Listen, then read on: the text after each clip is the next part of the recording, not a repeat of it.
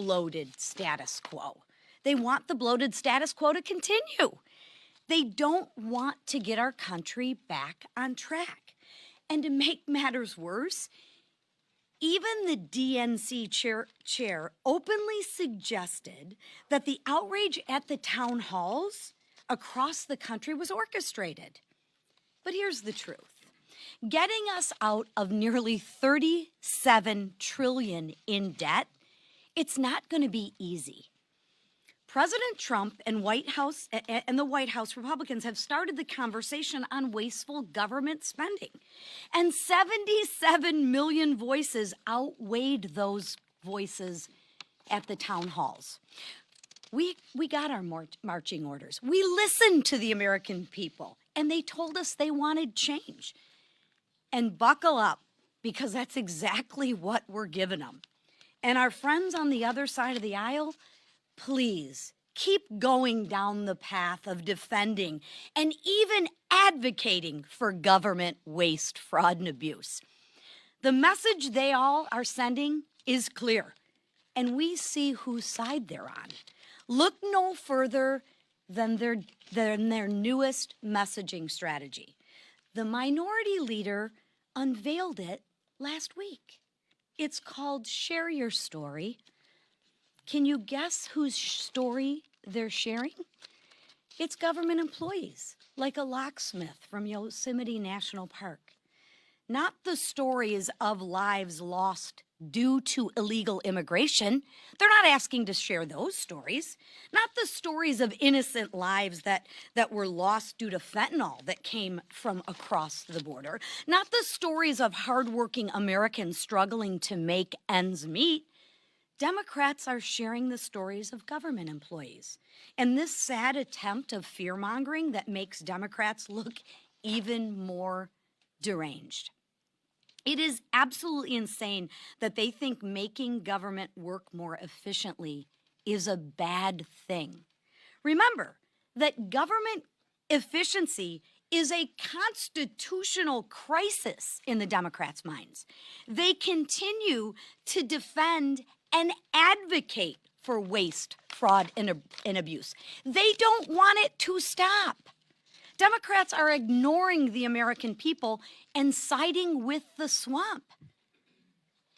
They keep defending DEI employees and USAID, while Republicans fight the bloated and inefficient bureaucracy, and we fight it for the American people.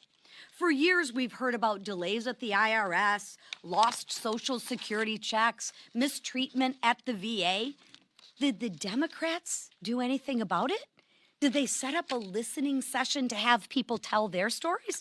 No, I think they only care about Washington and bloated bureaucracy in DC. It is truly a shame, despite the American taxpayers' wishes. They're doubling down on the broken system, and they are the ones that broke it. While Democrats keep displaying their derangement, telling out-of-touch stories, let's talk about those who can't tell their stories. Like Lincoln Riley, who was raped and murdered by an illegal alien. Did the Democrats tell their story? How about Zach Cullen, who died of fentanyl poisoning? Did the Democrats set up a hotline to listen to their stories? Or how about a pastor in Michigan, Stephen Singleton, who was killed by an illegal immigrant? Did they tell their stories? No. And you know why? They can't tell their stories because they're dead. Yet Democrats are soliciting sob stories from bloated bureaucrats with six-figure salaries. Give me a break. Now, it's time for us to tell our story. And that's what we're going to do. We're going to turn our attention to this week. House Republicans will focus on saving lives and taxpayer dollars. Then President Trump has been clear. He wants one big, beautiful bill that unlocks his full agenda, not just part of it, everything. And that's what our one big, beautiful bill does. This week, House Republicans will take the next steps in the process to deliver President Trump's full agenda. The House budget resolution invests in border security and our national defense. It also saves taxpayer dollars by rooting out waste, fraud, and abuse. It will encourage investment in the energy industry to increase production and to actually lower costs. If we don't pass this bill, Americans will suffer the largest tax increase in history. The Budget Committee passed it with unanimous GOP support. And remember, this is just the starting point to unlock the process. After the resolution passes, committees will begin the real work, the work to find savings and create investments, savings in our budget to make America competitive, and investments to make our country secure. That's what the president and the American people want, and who would go against their agenda? We're helping the president keep his promise because the American people gave us a decisive mandate. Secure the border, unleash American energy, restore peace through strength, and make America competitive again. If we remain united, we can pass this transformational legislation. And when we do, we will be remembered as the most successful conference in American history. I will now turn it over to Rep. Tim Moore from North Carolina to speak about the budget as he serves on the Budget Committee. Thank you. Thank you, ma'am. Excuse me, sir. Good morning. I appreciate the opportunity to join the Republican leadership team today in support of this House budget resolution that puts America back on the path of fiscal responsibility and economic prosperity. Before coming here, I guess I've been a member about, 6 weeks so far. It feels a lot longer, Mr. Speaker, just saying. The time I've been here, I've had the opportunity to see how things work, but for 22 years as a member of the State House, 10 years as Speaker of the State House, had a part in changing our budgets that made North Carolina one of the most competitive states in the country. We took a budget shortfall and turned that into a surplus. We cut taxes. Frankly, we did a lot of the things that I'm seeing this leadership team work to try to do here at the national level. And that success ultimately happened then and will happen here because we prioritize taxpayers, the real hardworking people, and not bureaucrats. You know, as a member of Congress, I want to help bring that same common sense attitude and track record that we did in the states here. And I can tell you that all of the new members of Congress have come in with that same view of what can we do to help move the country in the right direction. The American people spoke this year. They spoke loudly. President Trump is in the White House. You have a Republican majority in the House, a Republican majority in the Senate, and these bodies are ready to go to work to get this done. This bill is a huge step forward in that direction, addressing energy independence, addressing the border, finally reining in out-of-control spending. It's great to see this happening. You know, they say the definition of insanity is to keep doing the same thing over and over and over again to expect a different result. Finally, we see real change in Washington to get this spending under control. And there's a lot of fear-mongering out there right now, people claiming that this is going to be cut and that's going to be cut. Look, nobody's going to want to hurt hardworking American people. That's not anywhere in here. Those are frankly just lies that some folks are telling. This bill is going to rein in wasteful spending. It's going to rein in fraud. It's going to rein in abuse. It's going to do all those things. And I just want to give a shout out to the leadership team really for being so engaging. I can tell you as a new member of Congress that every member has been invited to be a part of this process. We've had weeks and weeks and weeks, I believe, of the listening sessions, being fully briefed. And I can tell you that Chairman Arrington on the Budget Committee really worked very hard to reach out to everyone to make sure everyone's voices were included. So I'm proud to be here with the leadership team today and proud to be in support of this budget bill. Thank you. Good job. On November 5th, 77 million Americans gave Donald Trump a mandate to deliver on our America First agenda. Americans voted to secure our borders, unleash American energy, grow the U.S. economy, and bolster our great military, and prevent the largest tax hike in American history. They voted to make America great again by reversing the damage Joe Biden and Kamala Harris did to our country over the last 4 years. And House Republicans have put forward a budget that establishes a clear path to do just that. Now is the time to act and get a budget over to the Senate. And it's important to remember that our budget resolution merely unlocks the opportunity for committees to begin drafting legislation. That is where the real work is going to begin. So I'd caution the media against echoing Democrats' hysteria on where savings will come from. Our budget resolution is a blueprint to save America and rein in reckless and wasteful spending while delivering on President Trump's campaign promises. We have been given a historic opportunity with a Trump trifecta, and every member of our conference plays an important role in ensuring that we get it done. This is our moment. Now it's time to go out there and do it. And I turn it over to our majority leader, Steve Scalise. Thank you, Whip. It's a really important week. When you think about what we've laid out in our agenda, the culmination of months of work has gone into what we are doing this week to finally start delivering on the mandate that President Trump, House Republicans, and Senate Republicans were given by voters across the country in November. Voters said they want a secure border. We deliver in this budget that we're going to pass this week. Voters said they don't want a tax increase. And believe me, that was on the ballot because Donald Trump said, I want to keep the 2017 tax cuts in place. We don't want an increase for anybody, and we want to build on it. He added more things. Kamala Harris said she wants those tax cuts to expire, resulting in a multi-trillion-dollar tax increase on the American people. The voters decided very clearly with President Trump they don't want that tax increase to hit. We deliver that in this budget. The American people said in November they want more American energy to be produced.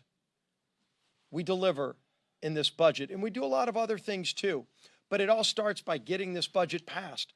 And so as you watch this process start, you would think the Democrats would want to be joining with us in recognizing that the American people asked for all these things that we're going to be doing. But what are the Democrats doing? They're all going to vote no. Every Democrat will vote no on this budget. Now, they're not going to go to the American people and be truthful and say why they're voting no. They want Washington to keep more of your money so that you don't get that money back. They want a multi-trillion-dollar tax increase. They said it during the campaign and they lost, but they still want that tax increase, so they will all vote no. They don't want a secure border. They said it for the last 4 years. They still haven't accepted the results of the election. So what do they do if they can't deal with the truth? They've got to lie. Just listen to what you've been hearing the last couple of days. Some of you have even been reporting it. I've gone through the budget. This is the House Republican budget that was passed unanimously by Republicans. Every Democrat voted no. Go through this entire bill. Do you know that for every Democrat talking point where they talk about the horrible things that this budget's going to do, they talk about Medicaid cuts. Everybody's going to be thrown, according to Democrats, into all these horrible situations. There's only one problem. The word Medicaid is not even in this bill. This bill doesn't even mention the word Medicaid a single time, and yet all Democrats are doing is lying about what's in the budget because they don't want to talk about the truth of what we're voting to start. We're voting to start a process. This doesn't end the process. This allows 11 committees in Congress to go an open view on C-SPAN, to have hearings in March where you can all watch, you can all hear the debate, you can watch the amendments fly back and forth, where we're going to be debating how government can work better for the people of this country, how we will deliver as Republicans on the promises that were made and the mandate was given by the voters in November. And Democrats are against all of that. And so instead of just sitting back and licking their wounds that they're completely out of touch with the American people, their only choice is to resort to lying about what's in this vote today. There is no Medicaid in this bill. There are no Medicaid cuts in this bill, yet that's all they're saying. They're talking about millionaires and billionaires. Now they're just talking about Elon Musk. Democrats are so infatuated with Elon Musk that they will vote against low tax rates for hardworking middle-class families. Do you know that the last time we checked, Elon Musk does not work for tips? But you know who does? millions of hardworking Americans that will get the no tax on tips promise that President Trump made that we will deliver on, starting with the passage of this budget. Millions of Americans will benefit from that provision that we're going to add into our reconciliation bill. Do you know the average pay for a tip worker in America? The average pay is $32,000. And we will be helping millions of those families who average $32,000 so that they don't have to pay tax on tips, or they don't have to have the 87,000 new IRS agents that Biden added going after them, trying to get them to pay thousands more in taxes when all they're trying to do is put food on the table for their families, working 2 or 3 jobs. Again, that's not Elon Musk we're talking about. That's millions of families who average $32,000 a year that Democrats will be voting against helping. They will be voting Democrats against helping millions of small businesses in America. Over 130 million families in America will see their individual tax rates go up when Democrats hit the red button and vote no on this budget. But House Republicans are committed to defending those families, to standing up for those families, to stopping a tax increase from hitting those families. The corporate rate is already locked in. It's a permanent rate at 21%. So we're not talking about the big multinational corporations. They're lying, talking about millionaires and billionaires, when millionaires and billionaires aren't even 1% of who benefits. 99% of the people that would see a tax increase with a no vote are people that make less than $1 million. Less than $1 million. That's who Democrats want to see a tax increase on. While they lie and use the names of billionaires, they're going to be kicking in the gut the hardworking people of America. We don't want that to happen. That's why we're going to move this budget and start this process and start delivering on the mandate that we were all given. And the man who's been the most patient person I know, listening to everybody who's got every issue, and I know a lot of you are saying, oh, gee whiz, do you have the votes? Are you going to vote? And, you know, I've heard this guy's a no. Every big vote we've taken, and I've been the whip before, I've been the minority whip, majority leader. Every time we've had a big vote on the House floor, we're talking to members all the way up until the moment the vote closes.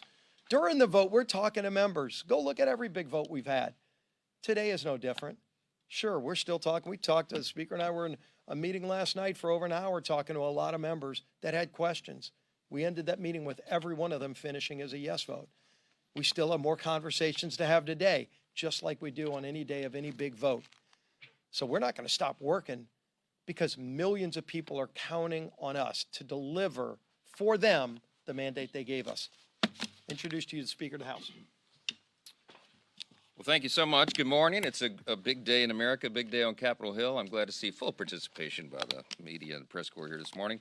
A lot going on. I want to thank the leadership team for their extraordinary work and their patience. This has been going on for quite some time to prepare us for this day, this week, and the consequential actions that we'll be taking as a House Republican majority to move this ball forward. We'll talk about it a little bit. I want to thank also Representative Tim Moore, very talented member from North Carolina's 14th District, and if he sounds like he's done this before, he has. He was the Speaker of the House in North Carolina for 10 years, and he's an example of the high caliber of a freshman class, the new members, new House Republicans who have joined us, doing extraordinary work. And he took on the heavy load early on, and the Budget Committee is not an easy assignment, but I thank him for that work, and all of our colleagues, Chairman Jody Arrington and all the Budget Committee members who've been working so hard. Before we get to that, let me just say, last week marked 1 month of the Trump administration. It's just been a month. It seems like much longer than that because so much has been accomplished. What a difference the last 30 days have made. America, once again, has a real leader in the White House, and you see the effects. He's taking action to make America safer, stronger, and more efficient. And we are delivering on our campaign promises. It was not just the promises of President Trump, it was the promises of House Republicans. And just as we promised, I was on the campaign trail all last year, as you know, went all around the country, and I told them these things would happen. Just as we promised, by using his executive authority and instructing federal agencies to follow the law, illegal border crossings are now down dramatically. And you've heard some of the numbers. Illegal alien encounters are down 87%.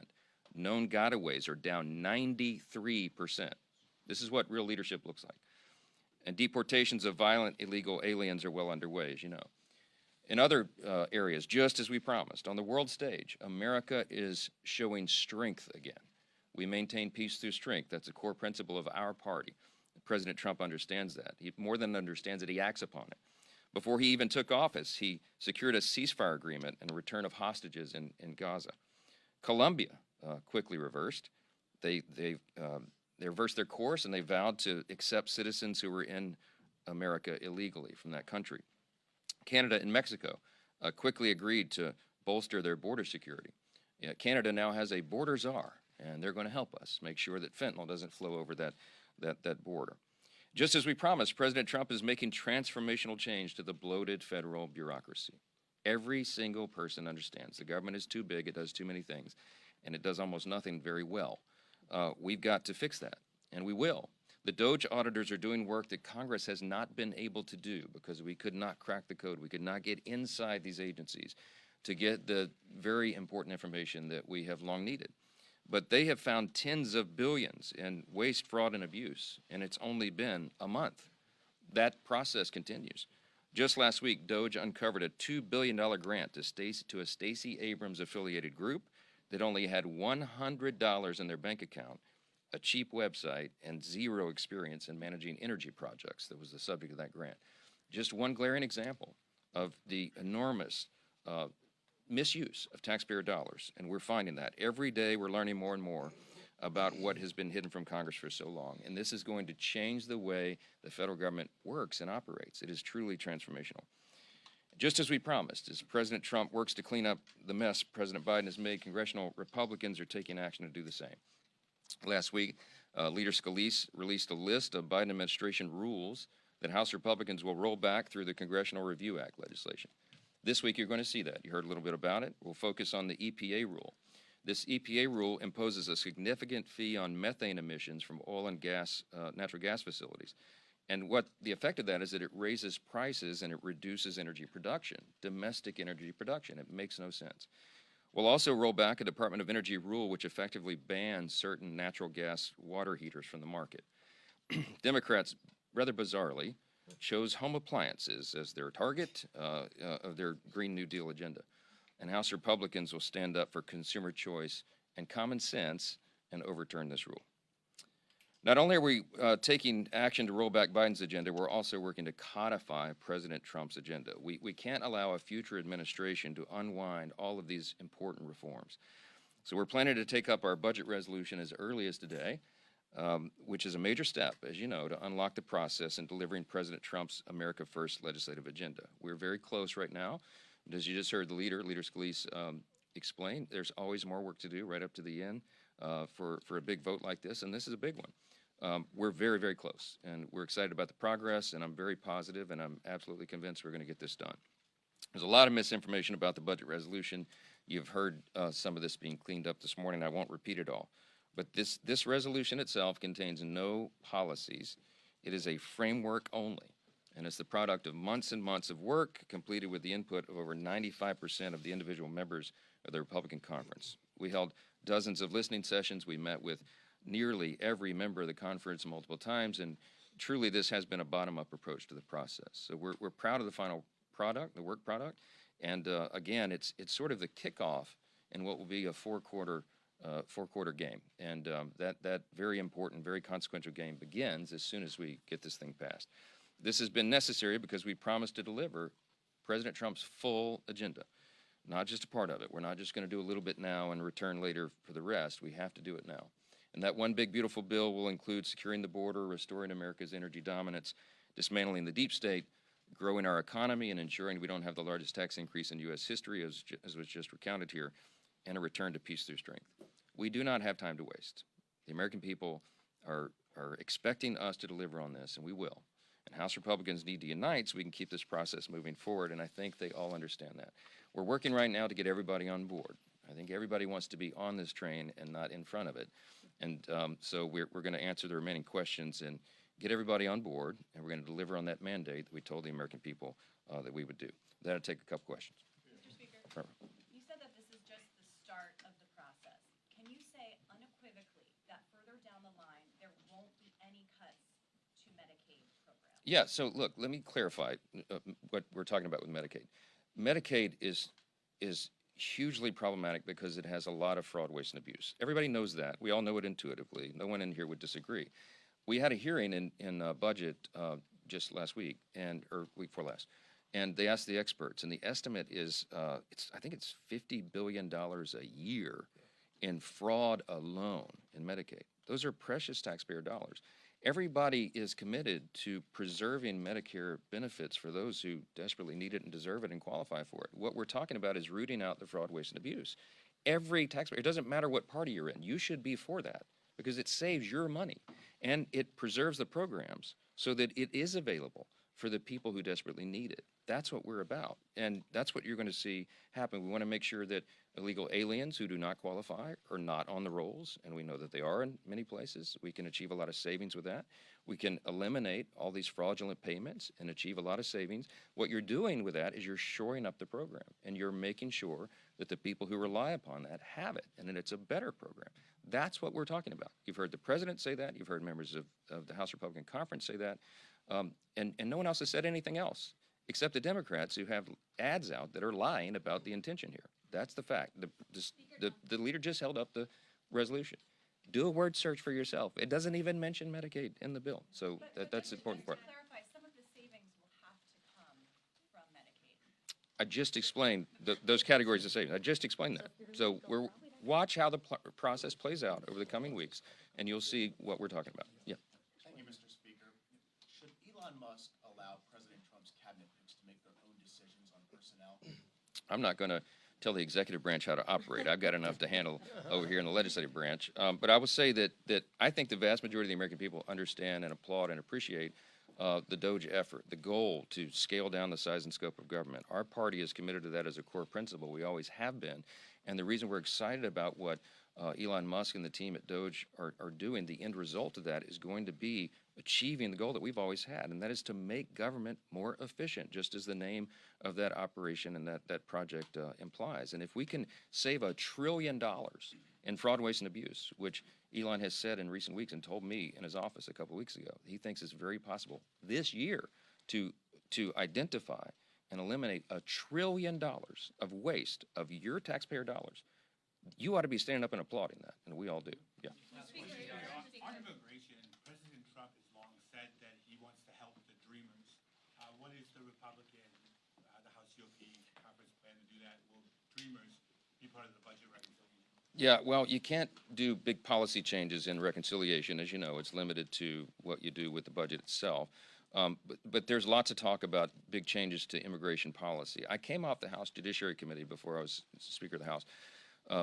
For almost 8 years, I served there. And when in my first 2 terms, we worked really hard on comprehensive immigration reform. And I learned firsthand how difficult and complex that is. So there'll be a lot of thoughtful discussion about that. We're not on those issues right now, but it will come, I think, later in this Congress because we understand the immigration system has been broken. Securing the border was the first and most immediate priority of the American people, and that's what's happened here. The president has done it with executive orders. We now have to codify that. When we get to that, then we'll be addressing the rest of the issues. Yes, ma'am. Yeah. President Trump called Zelensky a dictator and has falsely claimed that Ukraine was responsible for the war that Russia started with its 2022 invasion. You guys were off when he made those comments. I haven't heard you respond, especially to the dictator comment. And I wanted to know what you think of Mr. Trump's comments and also how the administration's position on Ukraine. Have you rethought your move to bring Ukraine aid to the floor last year? Well, Yeah. So the supplemental last year was to put Ukraine in the position where they are right now, to be in a posture where a peace negotiation could take place. I said for more than a year on the campaign trail that I knew that when President Trump was elected, he would be the changing agent. He would be the force who could come in and move both of those parties to the table to negotiate an end. Everybody in the world wants an end to this war. We need to restore peace there. President Trump is fiercely committed to that. Now, he operates in a certain way. He is a great deal maker, as everyone will have to acknowledge, whether they like it or not. He wrote the book, The Art of the Deal, right? And I think of this, I liken this to my former law practice, where we would be engaged sometimes in arbitration or mediation between two parties that were at war, metaphorically. And when you begin an arbitration proceeding, you don't bring both parties into the meeting for that first table set, because they're at odds, right? That wouldn't be productive. So you begin by meeting individually with the two parties. That's what President Trump is doing right now. It's very logical if you stop and think about it. He's met with the Russian side, with Putin's side, through his representatives there, and he's spoken to Zelensky. He's speaking to both parties to set the table, so to speak, for what that negotiation is going to be. This is very productive. He is the only person on the planet who has the ability to make that happen. You have to give the president room to work. His language and his actions and his decisions shouldn't be second-guessed step by step. You have to allow this process to play out. I think he's been very clear. I think he's been very clear about what the objective here is. And when he speaks to those issues, what he's talking about is we want to get Ukraine back to a posture of peace. There's an idea on the table for them to actually be in partnership with the U.S. with regard to production of the precious minerals that are needed. And also, we want to get back to free and fair elections. There, just as we fight for here and we fight for around the world. I think those things are all consistent, and I think President Trump is moving the ball forward in a way that all of us should applaud. Back, third row. Yes, sir. How do you respond to critics like Tom Massey, who have argued that this budget resolution will make the deficit worse, not better? And are you committed to having a vote today, or is that potentially going to get delayed? Yeah, so the budget resolution itself doesn't do any of that. The objective and our commitment has always been deficit neutrality. That's the goal here. If we can reduce the deficit, even better. But here's another thing everybody needs to consider. Not only are we working to find savings for the American taxpayer, to find a better, more efficient, more effective use of their dollars, which we are morally obligated to do. We also have a moral obligation to bend the curve on the debt. All of your children, all of our children and grandchildren are going to be saddled with the debt that we're spending right now. It's $36 trillion federal debt. The deficits have ballooned. We have to change that trajectory. Now, you don't turn an aircraft carrier on a dime. It takes miles of open ocean to turn an aircraft carrier because it's such a large vessel. I think the metaphor is obvious here. We can't do it all at once, but we're going to take a big bite out of that. We're going to make a big course correction in this process, and that's why the Republicans in the House and the Senate are so excited about this mission and what we can accomplish with it. So stay tuned on the details. We're going to do this methodically. We're going to do it in a very responsible manner, and we're going to achieve these goals. And we'll be working with all the members throughout the day to get to that. There may be a vote tonight. There may not be. Stay tuned. That's why you get paid. Hang around here. You'll have lots to report on. And what we're working on is to get to. We're working on that. On approps, I'll leave you with that. Our House Republican appropriators have been working very hard and in good faith to negotiate with our Democrat counterparts. The necessary step, as you know, for approps is to get to a top-line agreement. Chairman Tom Cole addressed the House Republicans this morning on the latest developments about how we may be getting close to a number on that. The problem is the Democrats have added something new and different that's never been part of this before. They are trying to add to the appropriations bill a demand that they want us to somehow limit the ability of the executive branch to do its job. They want to tie the hands of the president on what he is able to do with the expenditures in the executive branch. That's never been done before. House Republicans, as egregious as the actions were of the previous president, Joe Biden, as unconstitutional and outrageous as they were, we never proposed using the appropriations process to tie the president's hands. It'd be, I think, a gross separation of powers violation and a terrible precedent for Congress to engage in. So that's a non-starter for us, and the Democrats know that. And so it looks like they're in a posture right now that they're making individual appropriations bills almost impossible. We'll find out soon. Stay tuned. There's more discussion today to be had. But we are nearing, obviously, the March 14th deadline. And I'm really hopeful that they'll back off of those outrageous demands because it's unprecedented and I think probably unconstitutional, and it's not anything we'll be a part of. Thank you. Thank you. Given where you are, would you support a CR right now?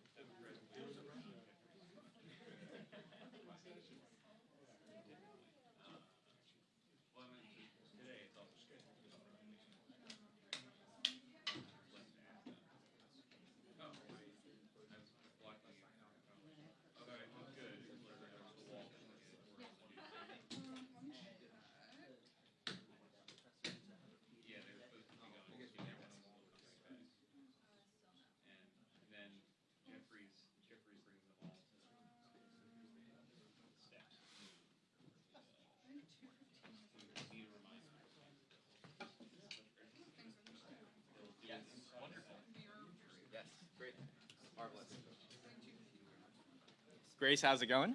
I'll remove that, and then you want me to test your live stream? Are you guys gonna have a poster, or do you want me to just take this out entirely? Got you. See, would you mind for me having this thing? I can just put it to the side.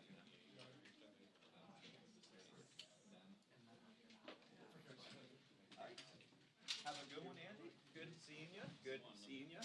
Big chillin'. Big chillin'.